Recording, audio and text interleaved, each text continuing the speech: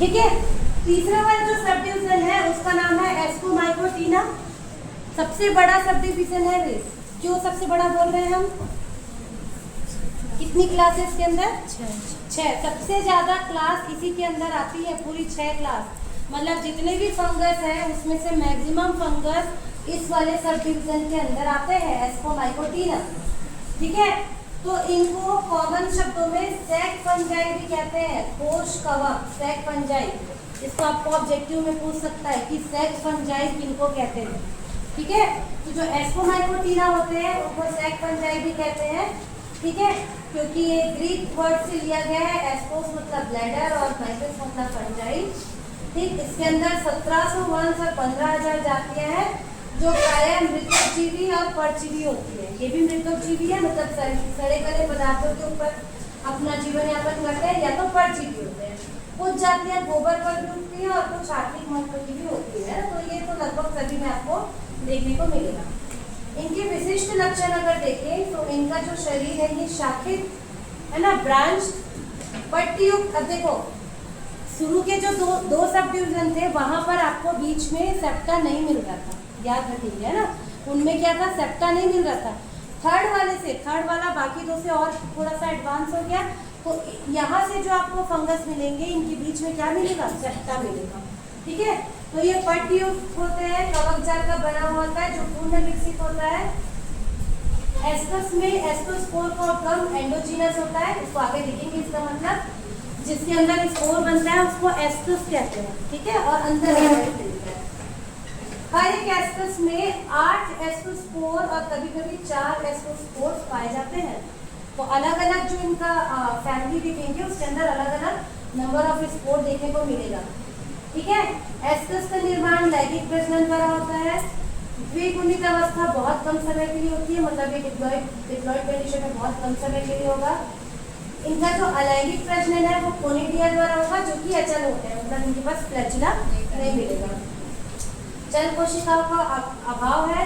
और जो इनका फ्रूटिंग बॉडी है उसको एस्कोकार्प कहते हैं। आगे इसको देखेंगे। अगर इनका ऑकरेंस देखिए कहाँ मिलेगा तो ये प्रायः स्थलीय होते हैं, जो अधिकतर मृतोपजीवी है और कभी कभी परजीवी की भांति जंतुओं और पौधों पर रोग उत्पन्न करते हैं। मृतोपजीवी कवक प्रायः सड़े गले कार्बनिक पदार्थ और गोबर आदि पर उगते हुए पाए जाते हैं। ठीक है।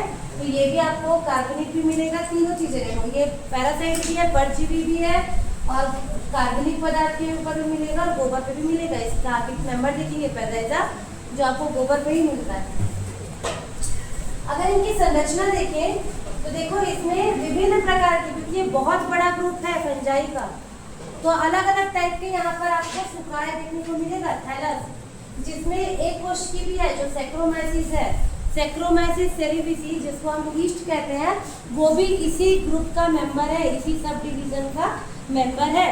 तो जहाँ पर आपका सैक्रोमाइसिस सिंगल सेल होता है, एक कोशिकी होता है, वहीं पर पेनिसिलिन, एस्परजिलस आदि भी होते हैं, जो कि क्या है?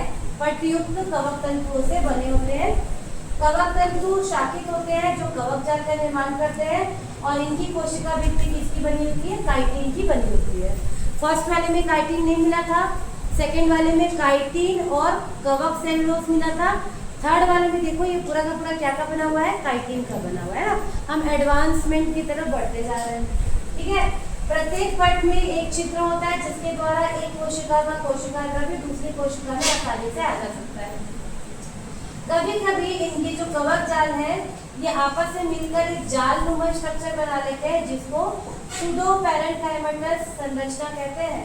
पैरेन्काइमा की सेल जैसे दिखती है, तो ये कवक जो होते हैं इसकी एक जो माइसेलियम में बिल्कुल ऐसे एक साथ जुड़ के ऐसे स्ट्रक्चर बना लेगी कि आपको लगेगा कि वो पैरेन्काइमा सेल है, तो उनको सूडो पैरेन्काइमेटस संरचना कहते हैं।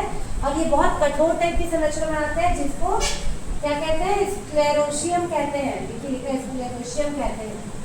ठीक है। कुछ सदस्यों में माइसेलियम इकट्ठी होकर एक बड़ा समूह बना लेते हैं, जिसको स्ट्रोमा कहते हैं। मतलब इनके माइसेलियम आपस में मिलके सूडो पैरेन्काइमा, स्क्लेरोशियम या स्ट्रोमा इस तरह के स्ट्रक्चर बनाते हैं, जो बहुत टाइट स्ट्रक्चर होते हैं। ठीक है। अब देखिए इनमें प्रजनन 2 विधियों द्वारा होता है, फिर से एसेक्सुअल और सेक्सुअल। एसेक्सुअल में फिर से वही है आपका क्लेमाइडोस्पोर, कोनिडिया, है ना, तो एसेक्सुअल को आपको नहीं पूछेगा। हम जाते हैं इसके सेक्सुअल रिप्रोडक्शन में, क्योंकि ये बहुत बड़ा वर्क है, बहुत बड़ा सब डिवीजन है, तो इसके अंदर बहुत सारे टाइप के सेक्सुअल रिप्रोडक्शन भी देखने को मिलते हैं, है ना। हम ये इस पूरे सब डिवीजन की बात कर रहे हैं। इसमें होलोगैमी देखने को मिलता है, जो ईस्ट में मिलेगा, ठीक है। गैमेटेंजियल कॉन्टेक्ट मिलता है, आपके में एग्जाम्पल है पेजाइडा, उसमें सेमेटोगैमी मिलता है। पक्सीनिया में क्या मिलेगा उसको हम लोग आगे देखते हैं, ठीक है। चलिए अब आ जाते हैं हम पक्सीनिया में। ये देखो, ये है जो स्ट्रक्चर बता रहा था ना, क्लैस्ट्रोथीशियम, इस तरह से वो मिल जाता है, फिर आगे से देखने को मिलता है, ठीक। तो हम आ जाते हैं पक्सीनिया, सॉरी पेनिसिलियम, पक्सीनिया कर पड़ेगी। पेनिसिलियम जो हमको इस वाले इसमें पढ़ना है, तो पेनिसिलियम जिस ग्रुप में आता है, ठीक है, इसका ऑर्डर है एस्परजिलिएसिस, ठीक है, और इसकी फैमिली है एस्परजिलिएसी, और उसका जीनस है पेनिसिलियम, पक्सीनिया बोली बात है पेनिसिलियम, ठीक है। इसी फैमिली में आपका एस्परजिलस भी आता है, आपको सिलेबस में नहीं दिया है, पर एस्परजिलस भी पहले था, अभी हटा दिया है, ठीक है। तो पेनिसिलियम जो है ये किसमें आ रहा है, कौन से ऑर्डर में, एस्परजिलिएसी में आ रहा है। इस गण के सदस्य प्रायः मृतोपजीवी होते हैं, ठीक है, पर कुछ लोग जंतु और प्लांट के ऊपर भी पाए जाते हैं। इनमें अलैंगिक प्रजनन कोनिडिया द्वारा होता है, ठीक। और ये बाद में फलाकाय क्या कहते हैं, क्लिस्टोथीसियम बनाते हैं, जिसमें एस्काई नियमित रूप से अनियमित रूप से बिखरे हुए होते हैं। इसका डायग्राम देखेंगे भी आगे समझ आएगा। अगर इस फैमिली की बात करें एस्परजिलिएसी, जिसके अंदर आपका पेनिसिलियम आ रहा है, अगर इस फैमिली की बात करें तो ये प्रायः मृतोपजीवी होते हैं। इनको नील हरित या काले कवक भी कहा जाता है। इसको नोट कर लो, ऑब्जेक्टिव में पूछेगा कि कौन से फंगस को नील हरित या काले कवक कहा जाता है।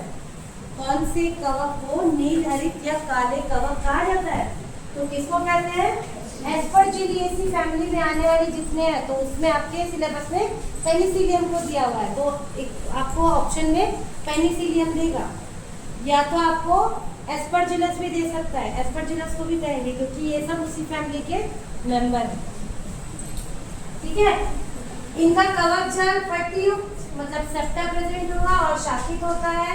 प्रत्येक कोशिका में अनेक केंद्रक पाए जाते हैं, मतलब जो सेप्टा बना है उसके बीच बीच में भी बहुत सारे केंद्रक होंगे। इनमें लैंगिक प्रजनन कोनिडिया द्वारा होता है, ठीक है, और लैंगिक प्रजनन के फलस्वरूप फलनकाय बनता है, जिसको क्लिस्टोथीसियम कहते हैं, और एस्कस गोलाकार या नाशपाती के आकार का होता है। अभी आगे देखेंगे तो समझ आएगा, ठीक है।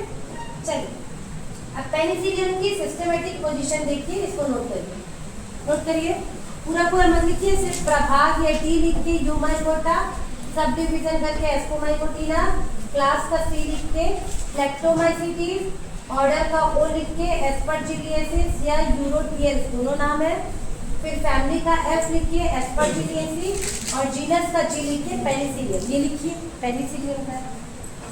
पेनिसिलियम का वर्गीकरण लिखिए। पेनिसिलियम पूछेगा तो ये भी लिखना पड़ेगा, यहीं से शुरू करोगे अपना, ठीक है। अगर आप ये लिखते हो, इसी के आपके 2-3 नंबर आपके बनते हैं कि आपको पेनिसिलियम की वर्गाकार स्थिति पता है, उनका सिस्टमेटिक पोजीशन पता है, यहीं से नंबर मिलना शुरू हो जाएंगे। ये पीडीएफ में है, मैं आपको अभी क्लास के बाद भेज दूँगी, ठीक है। तो जिनको नहीं दिख रहा है वो सिर्फ अभी देखते जाइए, इसको भेजूंगी। कॉपी में इसलिए लिखने बोलती हूँ कि थोड़ा याद रहेगा कि आज क्या पढ़े, है ना। जाके पीडीएफ तो देखोगे नहीं, देखते हो आप, भेजोगे तो देखेंगे, मैं भेज दूँगी, ठीक है। चलिए ये हो गया इनका सिस्टमेटिक पोजीशन। अब देखिए इनका ऑर्गेनेल्स कहाँ मिलेगा, तो पेनिसिलियम ये एक बहुत बड़ा वंश है, इनकी लगभग 136 जातियाँ पाई जाती है, मतलब 136 टाइप के पेनिसिलियम आपको देखने को मिलेंगे, ठीक है। और पेनिसिलियम को स्पेशल नील अथवा हरित फफूंद के नाम से जाने जाते हैं। देखो एक और क्वेश्चन, नील या हरित फफूंद किसको कहेंगे, पेनिसिलियम। ये भी एक सेप्रोफाइट है, मृतोपजीवी है, और ये सड़ी गली सब्जियों, फलों, ठोस और विभिन्न प्रकार के पादप और जंतुओं के अवशेषों पर उगता है। इनकी अधिकांश जातियां परजीवी होती हैं, ठीक है। जैसे एक इसकी जाति है जिसका नाम है पेनिसिलियम एक्सपेंसम। ये क्या करता है, अगर स्टोर में भंडार में सेब, नाशपाती, अंगूर ये सब फल है तो उनको सड़ा देता है। जैसे अंगूर आता है ना कि पैकेट में, तो जहाँ वो स्टोर करके रखते हैं, अगर वहाँ पर ये पहुँच गया पेनिसिलियम तो पूरा का पूरा उसको क्या कर देगा, सड़ा देगा, ठीक है। वैसी एक है जिसका नाम है पेनिसिलियम वेजिटेटम, ठीक है। ये क्या करता है, सिट्रस फलों पे परजीवी के रूप में पाया जाता है। सिट्रस फल समझते हैं? सिट्रस फल मतलब जो आपका नींबू हो गया, संतरा हो गया, मौसम्बी हो गया, वो फल एसिडिक होते हैं, उनके ऊपर भी क्या हो रहा है, ग्रो कर लेता है। कौन सा, पेनिसिलियम वेजिटेटम, ठीक है। और कुछ जातियां जंतु और मनुष्यों में पेनिसिलियोसिस नामक रोग उत्पन्न करती है, और कुछ से हमको एंटीबायोटिक भी मिलते हैं जिसका नाम है पेनिसिलिन, ठीक है। जैसे कि पेनिसिलियम नोटेटम से ये मिलता है, ठीक। एक और पेनिसिलिन है जिसका नाम है पेनिसिलिन कैमेम्बर्टी और पेनिसिलियम रोकोटी। ये क्या करते हैं, पनीर को विशिष्ट स्वाद देने में भी काम में आते हैं। तो ये बहुत बड़ा ग्रुप है जिसके बहुत सारे फायदे भी है और नुकसान भी है। नुकसान ज़्यादा है क्योंकि ये बीमारी भी कर रहा है और सड़ा कर रहा है, ठीक है। अगर इनकी संरचना देखें तो पेनिसिलियम का कवक जाल सुविकसित, अत्यधिक शाखित और पट्टीयुक्त होता है। देखो जो नीचे लिख रहा है भैया, ये बहुत ज्यादा ब्रांच रहता है। इनका जो कवक जाल है ये रंगहीन, पीला और चमकीले सब कलर का मिलता है, सब कलर का मिलेगा। देखो कितना ब्रांच है ना। ये इसका नीचे वाला पोर्शन है जो नीचे सबस्ट्रेट में रहेगा, ये फिर ऊपर फ्रूटिंग बॉडी, और यहाँ पर देखो आपको एक ही ब्रांच दिख रहा है, ये बहुत सारा ऐसे ब्रांच में निकलता है। ये जो बाहर की तरफ निकला हुआ है इसको कोनिडियोफोर कहते हैं, और ये ऊपर जो चैन जैसे दिख रहा है इसको कोनिडिया कहते हैं। एक एक कोनिडिया जहाँ भी जाएगा वहाँ पर एक नया पेनिसिलियम क्या करता है, बना के देता है, ठीक है। तो ये इनका स्ट्रक्चर है, ऐसा दिखता है, ठीक। पेनिसिलियम की पूरी बॉडी आपको इस तरह से नजर आएगी, ठीक। तो इनका जो शरीर है ये पतले, नलिकाकार और पट्टीयुक्त कवक तंतुओं का बना होता है। इसकी कोशिकाएं पतली भित्ति वाली, छोटी और एक या दो या बहुकेंद्रित, सब कंडीशन हो सकता है, ठीक है। कभी कभी कवक जाल स्क्लेरोशियम एक गोल चपटी संरचना बनाते हैं। ये यूकेरियोटिक टाइप के होते हैं, और ये कवक तंतु होमोकैरियोटिक होते हैं, है ना, एक ही स्ट्रेन वाले ये होंगे। पर कभी कभी दो अलग प्रभेदों वाले भी हो सकते हैं जिनको हम प्लस और माइनस बोलते हैं। ये सभी में हमको मिल गया।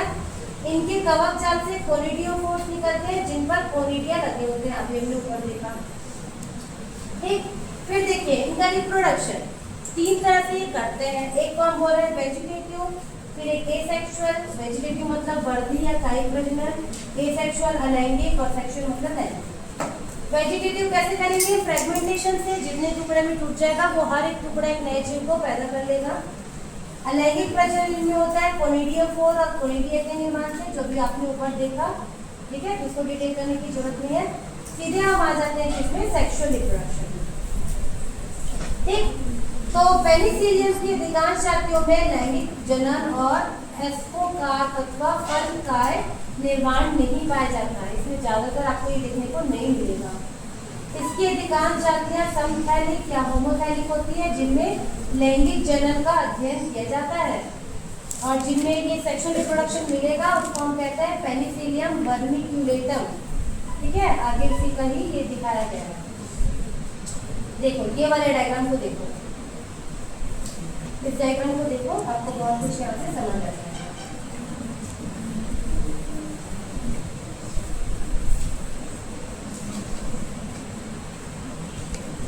पहले थोड़ा सा टेक्स्ट पढ़ते हैं फिर आपको डायग्राम को बताते हैं, ठीक है। देखिए क्या लिखा हुआ है इसमें, ऊगैमस टाइप का लैंगिक जनन होता है ना। सबसे पहले आपको टाइप लिखना है, कौन सा टाइप, ऊगैमस। ऊगैमस को हिंदी में कहते हैं विषम युग्मकीय, ठीक। तो इसके जो मेल और फीमेल पार्ट है उनको मेल वाले पार्ट को एस्कोगोनियम कहते हैं और फीमेल वाले पार्ट को एंथ्रीडियम कहते हैं।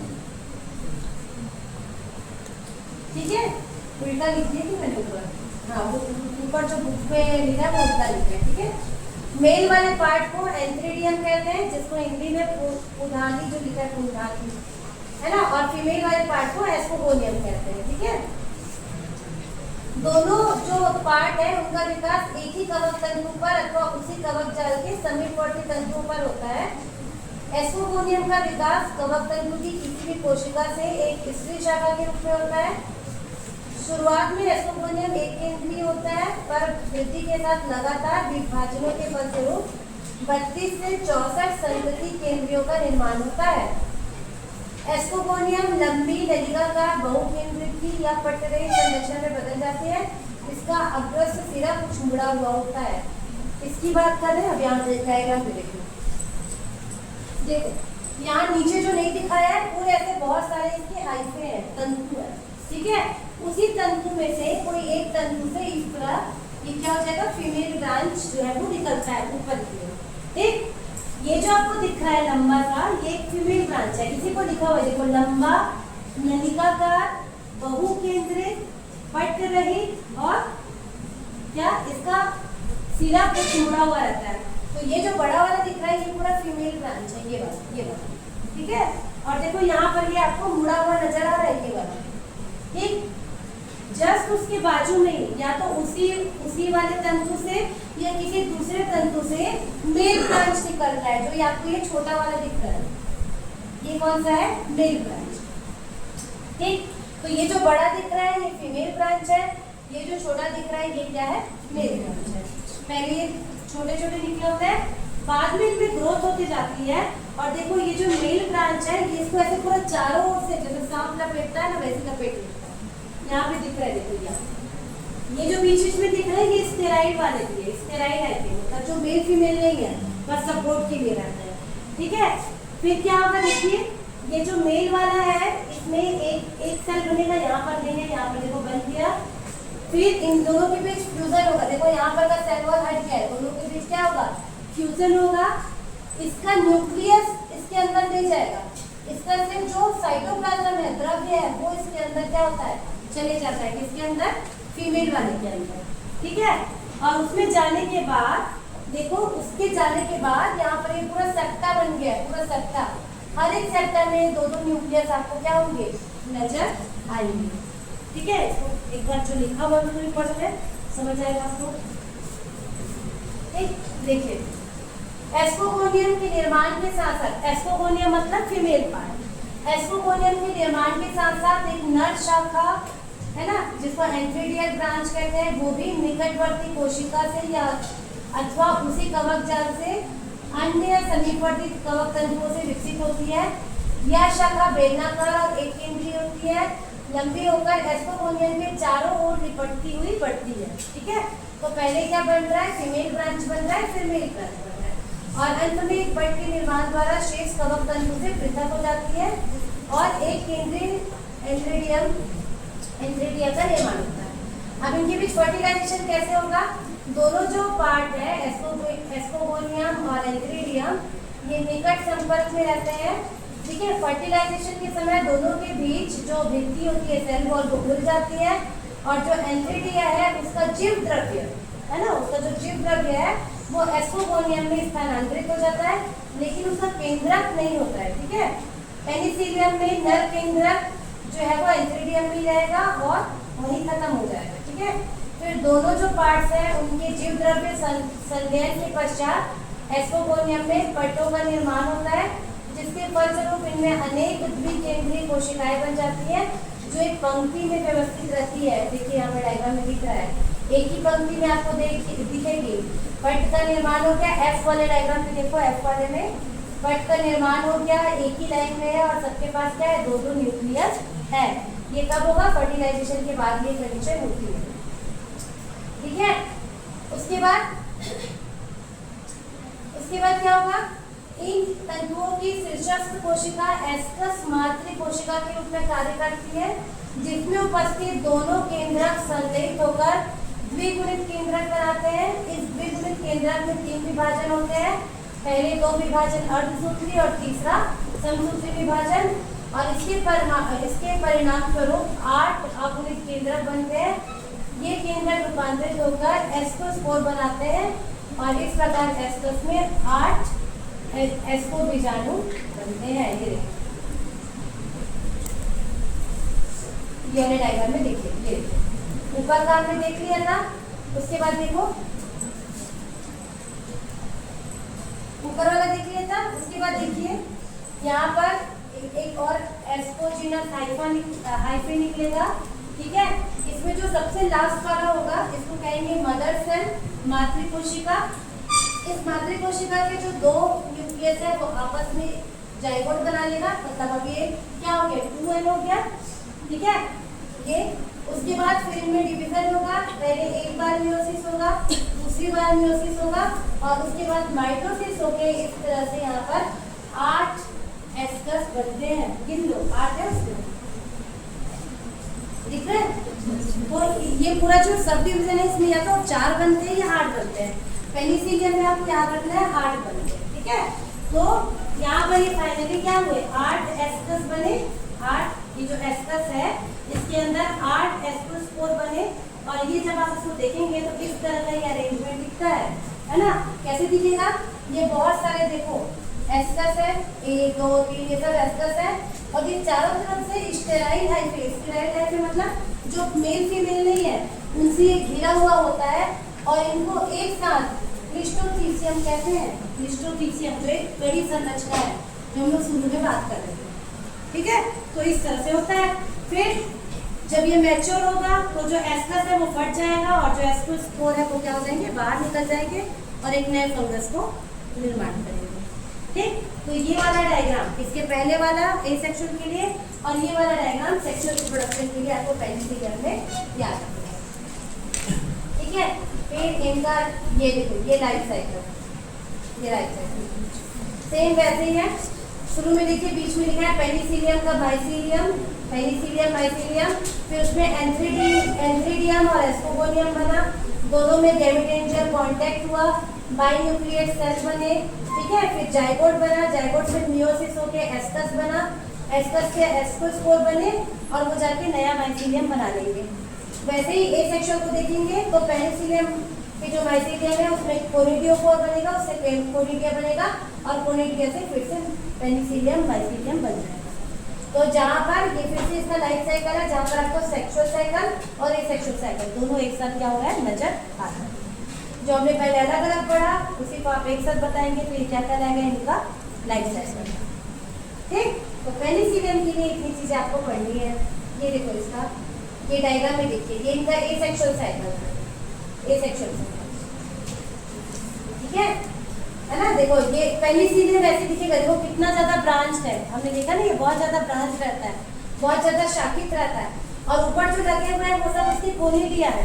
कोनिडिया बाहर निकलेगा, उसमें जर्मिनेशन होगा, वो एक नया हाइफे बना देगा, फिर उस नए हाइफे में वर्टिकल ब्रांच निकलेगी और फिर कोनिडिया बनेगा। ये इनका एसेक्सुअल साइकिल है, ठीक है।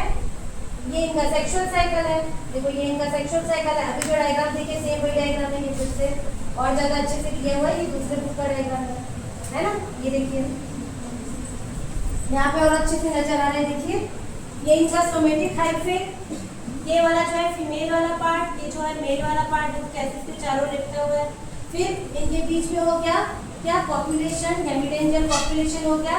फिर ये दो सेल वाले भाग में बढ़ गए।